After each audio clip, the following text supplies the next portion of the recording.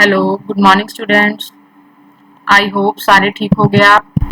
जैसे कि last video में हमने यूनिट 1 का चैप्टर 3 कवर कर लिया था। यूनिट 1 बेटा आपका कम्युनिकेशन के रिलेटेड है, तो यहाँ पे जितने भी आपके यूनिट 1 के चैप्टर्स है वो कम्युनिकेशन के रिलेटेड है। आई थिंक आपको थोड़ा सा बोरिंग लग रहा होगा ये, क्योंकि कम्युनिकेशन काफ़ी दिनों से हम कम्युनिकेशन के ऊपर ही डिस्कस कर रहे हैं। बट देखो, जो आपका सिलेबस है वो तो हमें कवर करना ही है। आपको देखने में ये लग रहा है अभी आपको काफी डिफिकल्ट लग रहा है, पर जब आप इसको रीड करोगे, स्टडी करोगे अपनी बुक से, तो आपको बहुत ही इजी वर्ड्स में सारी जो एक्सप्लेनेशन है दी गई है, जिसको आप इजीली समझ सकते हो। थोड़ा सा इंटरेस्ट बनाना पड़ेगा आपको पढ़ने के लिए। बाकी जब हम क्लास में आएंगे तो आपको इंटरेस्टिंग वे में जो भी प्रैक्टिकल होगा करवाया जाएगा, उससे आपका जो इंटरेस्ट है वो बढ़ेगा। तो यहाँ पे देखो बेटा, कम्युनिकेशन की अब आज हम चैप्टर में क्या करने हैं, प्रिंसिपल्स ऑफ कम्युनिकेशन। कम्युनिकेशन के लिए क्या क्या चीजें जरूरी होती है, प्रिंसिपल्स क्या है। सबसे पहले देखो, यहाँ पे उन्होंने बताया गया कम्युनिकेशन होती क्या है, जो कि हमने बहुत बार पढ़ ली है। कम्युनिकेशन जो अपने आइडियाज को एक्सचेंज करना होता है एक दूसरे के साथ। तो यहाँ पे क्या है, कहते हैं कम्युनिकेशन में good communication is one of the important keys to success. Success के लिए गुड कम्युनिकेशन जरूरी है। It is the means of starting and building social and professional relationship. Communication से ही आपके बिल्ड सोशल और प्रोफेशनल जो रिलेशनशिप है, लाइक आप जॉब करते हो, लाइक स्कूल में, या जो भी है रिलेशनशिप आपके डेवलप होते हैं इससे। Communication requires good listening skills. आपको कम्युनिकेशन करने के लिए लिसनिंग स्किल आपकी अच्छी होनी चाहिए। Sensitivity to non verbal cues, dissemination of information, awareness of cultural difference and appropriate documentation, ये सब चीजें आपको जरूरी होती हैं कम्युनिकेशन के लिए। Using good listening skill includes asking open ended questions and active listening strategy. अगर आप अच्छे से सुन रहे हो, अगर उसकी क्वेरीज आप कर रहे हो, तो ही कम्युनिकेशन का बेनिफिट होगा। अगर आपने सुना ही नहीं तो आप उसकी क्वेरी भी क्या करोगे। Communication controls and shape all human behaviour. सारे ह्यूमन बिहेवियर को वो कंट्रोल कौन करता है, कम्युनिकेशन बेस्ड ही होती है। कम्युनिकेशन से ही हमें पता लगता है उस पर्सन का क्या बिहेवियर है। तो थोड़ा सा मैं शॉर्टकट में इसको पढ़ रही हूँ। जैसे the source of information decides to communicate and encodes the message. Information का सोर्स क्या होता है, मैसेज को कम्युनिकेट करना, डिसाइड टू कम्युनिकेट, और मैसेज को एनकोड करना, एनकोड करके उसको किसी चैनल से ट्रांसमिट करना रिसीवर को, और रिसीवर उसको डीकोड करके उसके ऊपर एक्ट करता है। देखो ये लाइन बहुत इंपॉर्टेंट है। The main purpose of communication is informing, educating, entertaining, enlightening and convincing. Communication का मेन पर्पज क्या होता है, किसी को इन्फॉर्म करना, जैसे हम आपको पढ़ा रहे हैं, कम्युनिकेट कर रहे हैं आपसे वीडियोस के थ्रू, एजुकेट कर रहे हैं आपको, एंटरटेन, जो टीवी में वीडियोस में हमें एंटरटेनमेंट जो वीडियोस देखते हैं, या हम सीरियल्स वगैरह या रियलिटी शो कुछ भी देखते हैं, वो हमें एंटरटेन करती हैं, है तो एक कम्युनिकेशन ही वो। एनलाइटनिंग, जो भी धार्मिक चैनल होते हैं वो एनलाइटनिंग करते हैं, हमें गॉड के बारे में, कोई भी चीज के बारे में हमें बताते हैं। वो कन्विंसिंग, हमें विश्वास दिलाते हैं जैसे कोई भी चीज का। तो ये सारी क्या है, मेन पर्पज है कम्युनिकेशन की। अगर कम्युनिकेशन नहीं है तो इन सब चीजों के बारे में हमें कैसे पता लगेगा। तो कहते हैं so communication process should be design to get the attention of receiver. तो कहते हैं इसलिए कम्युनिकेशन करते क्यों है, ताकि रिसीवर का अटेंशन लिया जाए। Use the signal, symbol, code, सब कुछ यूज करते हैं हम, ताकि हमारी जो कम्युनिकेशन है वो सामने वाले की जो नीड्स है उनको सेटिस्फाई कर सके। सो बेटा यहाँ पे प्रिंसिपल्स आते हैं आपके इफेक्टिव कम्युनिकेशन के। हमने आई थिंक पहले चैप्टर में भी थोड़ा सा इसके बारे में पढ़ा था, पर यहाँ पे अब ये डिटेल में दिया गया है।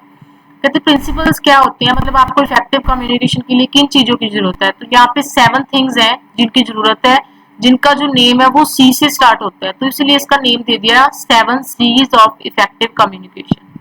तो सबसे पहले आपके पास आता है क्लैरिटी, कंप्लीटनेस, फिर आता है correctness, conciseness, coherence, credibility and continuity. अब इनको हमने डिटेल में पढ़ना है।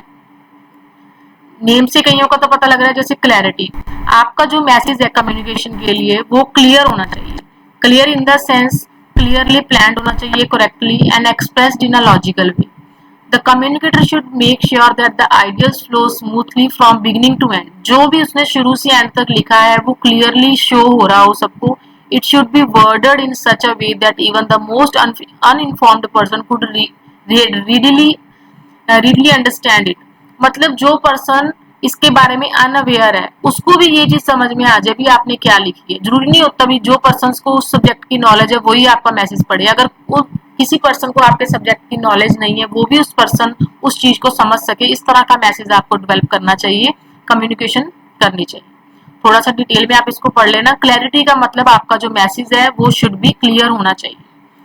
Principle of completeness, it is one of the most essential factors of effective communication. बहुत ही जरूरी फैक्टर है ये। कंप्लीटनेस का मतलब क्या है, देखो डायग्राम से पता लग रहा है आपको।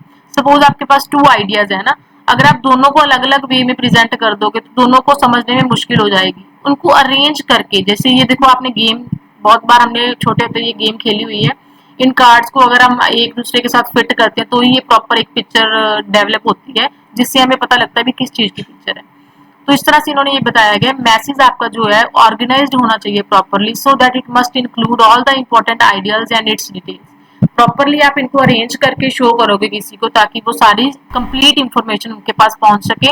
ऐसा ना हो कुछ पार्ट उसका कहीं पे लगा दिया और कुछ पार्ट आपका आपने कहीं पे उसका डाल दिया, तो वो इन्फॉर्मेशन कंप्लीट नहीं होगी और रिसीवर को वो समझ में नहीं आएगी। तो आपकी इंफॉर्मेशन कंप्लीट होनी चाहिए। प्रिंसिपल ऑफ करेक्टनेस, करेक्टनेस में क्या है, आपका जो डाटा बिल्कुल एक्यूरेट विदाउट एनी एरर्स होना चाहिए, गलतियों के बिना। जैसे कि style of expression, spelling, format, grammar, content, information, ये सब चीजों का ध्यान रखना चाहिए। अगर सपोज जैसे आप देखो कोई भी आपको टीचर लेक्चर दे रहा है ना, अगर उसमें से टीचर कोई चीज आपको गलत बोल रहा है ना, आप या टीचर की स्पेलिंग गलत हो रहे हैं या कोई भी चीज में कोई प्रॉब्लम आ रही है, तो आपको क्या लगेगा, अभी इनको तो कुछ आता नहीं है, ये वो अच्छे से पढ़ा नहीं पा रहे हैं, कुछ भी है, तो आपका इंटरेस्ट जो लूज हो जाता है उस चीज में, तो आप उसको अच्छे से नहीं समझते हो। उसी तरह कम्युनिकेशन में अगर आप अपने स्पेलिंग, फॉर्मेट, ग्रामर को अच्छे से नहीं प्रेजेंट करोगे तो सामने वाले पर्सन के ऊपर जो इम्पैक्ट है आपका अच्छा नहीं पड़ता, और उसका जो इंटरेस्ट है आपकी बातों में या आपकी इंफॉर्मेशन में वो लूज हो जाता है। तो उनको ऐसा लगता है भी इस पर्सन को कुछ नहीं आता या जो भी है, तो उसको अच्छे से नहीं समझ पाते। बाकी डिटेल में पढ़ना, यही एग्जाम्पल इसमें लिखी हुई है। नेक्स्ट पॉइंट आता है प्रिंसिपल ऑफ कंसाइजनेस। कंसाइजनेस क्या होता है बेटा, उसको शॉर्ट वे में, थोड़ा सा ऐसा ना हो बहुत ही लेंदी लेंदी पैराग्राफ्स में आपने इंफॉर्मेशन दे दी ताकि वो सामने वाला पढ़ पढ़ के उसको थक जाए, समझ में उसके कुछ भी ना आए, तो थोड़ा सा शॉर्ट वे में। Conciseness refers to thoughts expressed in few words. Short word मैंने आपको कहा ना, फ्यू वर्ड्स, थोड़े वर्ड्स में आपने कंप्लीट इंफॉर्मेशन देनी है। It is an important factor in effective communication. It means saying what is required to be said and nothing more. जो जरूरी है सिर्फ उसको ही बोला जाए, जो नहीं जरूरी है उसको ना लिखा जाए या ना बोला जाए। तो यहाँ पे देखो एग्जाम्पल भी है, आपकी जो कम्युनिकेशन है वो क्लियर, कंसाइज, छोटी एंड कंसिस्टेंट, बिल्कुल कंसिस्टेंट मतलब एक्यूरेट, करेक्ट होनी चाहिए। इन इन सबके जो कंटेंट जब मिल जाएंगे तो आपका क्या होता है, कंफ्यूजन है जो आपकी रिड्यूस हो जाती है, कम हो जाती है। तो कंसाइजनेस मतलब जो इंपॉर्टेंट चीजें, डिजायर्ड चीजें हैं वही डाली जाए, अनइम्पॉर्टेंट चीजों को हटा दिया जाए। Principle of coherence, the word coherence is used to refer to make sense of relationship between single units. कहते जैसे सेंटेंस या प्रेपोजिशन कोई भी आप अपनी कम्युनिकेशन में डालते हो, उनका आपस में रिलेशनशिप होना चाहिए। It is equally essential for good communication, good written communication. Clear communication in simple sentence helps the reader to understand better. कहते जो क्लियर कम्युनिकेशन का मतलब क्या होता है, उसमें सिर्फ सेंटेंस है वो सिंपली यूज किए जाएं ताकि जो रीडर है वो अच्छे से उसको अंडरस्टैंड कर सके। Facts and figure must be stated clearly, मतलब जो भी आपने डाटा उसमें डाला है, फिगर्स मतलब जो आपने फोटोग्राफ्स डाले हैं वो क्लियर होने चाहिए ताकि वो सामने वाले पर्सन को अच्छे से समझ आ जाए। Clarity and relation are the two important feature of coherence. Coherence के लिए आपको दो चीजें जरूरी हैं, एक तो उसकी क्लैरिटी और रिलेशन। दोनों चीजें मैंने आपको ऊपर बताई हैं। रिलेशन मतलब वो आपस में कनेक्टेड होने चाहिए, क्लैरिटी मतलब क्लियरली डिस्प्ले होना चाहिए जो भी आप इन्फॉर्म करना चाहते हैं। Coherence means bringing together several ideas under one main topic in a paragraph. मतलब एक मेन जो पैराग्राफ आप लिख रहे हो उसमें आपकी जो ऑल डिटेल्स है वो इकट्ठी आनी चाहिए ताकि सामने वाले पर्सन को पता लगे भी आपका कम्युनिकेशन करने का मोटिव क्या है, उसमें आपने डाला क्या है। तो ये थोड़ा सा और पढ़ लेना बेटा, इसमें क्या लिखा हुआ है, एग्जाम्पल्स के थ्रू ही आपको समझाया गया। Principle of credibility, a good writing is always direct and forceful. जैसे देखो अगर हम कोई गुड राइटिंग में आपको लिख के देता है तो टीचर इंप्रेस हो जाता है, बच्चे ने बहुत ही अच्छा लिखा है गुड राइटिंग में, उसको क्योंकि समझना इजी हो जाता है उसको, तो वो फोर्सफुली जैसे गुड वेरी गुड ले लेता है वो बच्चा, क्योंकि उसकी राइटिंग बहुत अच्छी है और उसने अच्छा लिखा ताकि समझ में अच्छा आ जाए, टीचर को जल्दी से आ जाए। It has the power and capability to bring out a reaction और डिजायर्ड इफेक्ट। कहते इसमें क्या होती है, पावर होती है, अभी सामने वाले पर्सन को जैसे वो टीचर खुद खुश होकर उसको गुड एक्सीलेंट देता है क्योंकि उसकी राइटिंग अच्छी थी और उसने डाटा अच्छा लिखा था। तो इसलिए कहा गया है clarity in writing brings about credibility. अगर आप उस चीज में क्लैरिटी लेके आओगे तो क्रेडिबिलिटी अपने आप मिलेगी आपको, मतलब उसका जो फल है या उसका जो भी रिजल्ट है मतलब आपको पॉजिटिव वे में मिलेगी जो फीडबैक है। It ensure that the others understand the message quickly and easy, मतलब ऐसा डाटा हो ताकि सामने वाला पर्सन उसको जल्दी से और इजीली समझ सके। नेक्स्ट बेटा लास्ट आपका पॉइंट है प्रिंसिपल ऑफ कंटिन्यूटी।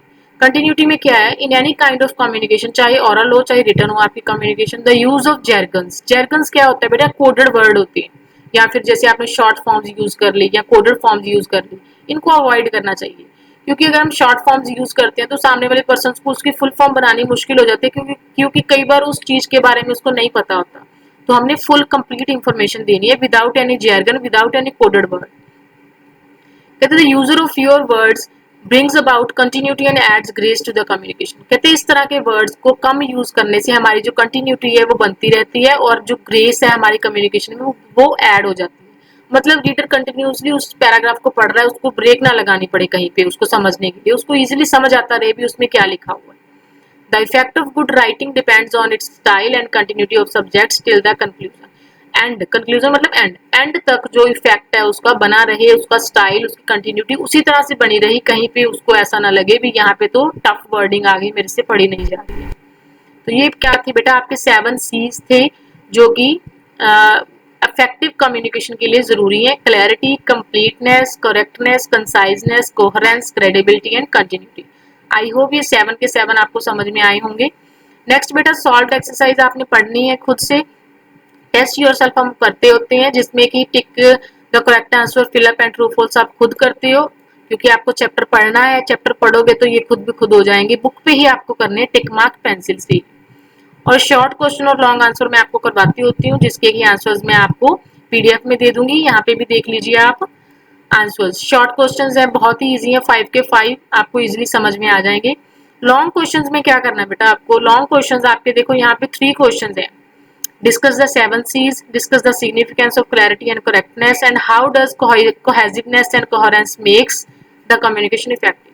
जो पहले 2 क्वेश्चंस है बेटा आपकी सॉल्व एक्सरसाइज है जो उसमें दिए गए हैं, तो आपको रिपीट फिर दोबारा से नोटबुक पे लिखने की जरूरत नहीं है, आप ये दोनों क्वेश्चन वहां से पढ़ लोगे, क्योंकि पहले क्वेश्चन में ही आपका सेकंड क्वेश्चन भी कवर हो जाता है। हमने क्लैरिटी और करेक्टनेस का पॉइंट ही लिखना है, इसमें भी हम लिखेंगे वो पॉइंट तो दूसरे में भी लिखना है, तो दोबारा से आपको लिखने की जरूरत नहीं है, दोनों क्वेश्चन रहने देना। जो थर्ड क्वेश्चन है उसका आंसर मैंने दे दिया आपको पीडीएफ में, ये थर्ड आंसर आप अपनी नोटबुक पे लिख लेना, 1 और 2 हम बुक में से ही रीड करेंगे और लर्न करेंगे। आई होप सब कुछ समझ में आया होगा बेटा आपको। अगर आपको इसके रिगार्डिंग कोई भी क्वेरी है तो आप वीडियो के नीचे कमेंट करिए बेटा, और मेरे से जो भी आपको सोल्यूशन चाहिए या जो भी प्रॉब्लम है आप मेरे से पता करिए उसके बारे में solution. Okay students, bye bye, thank you.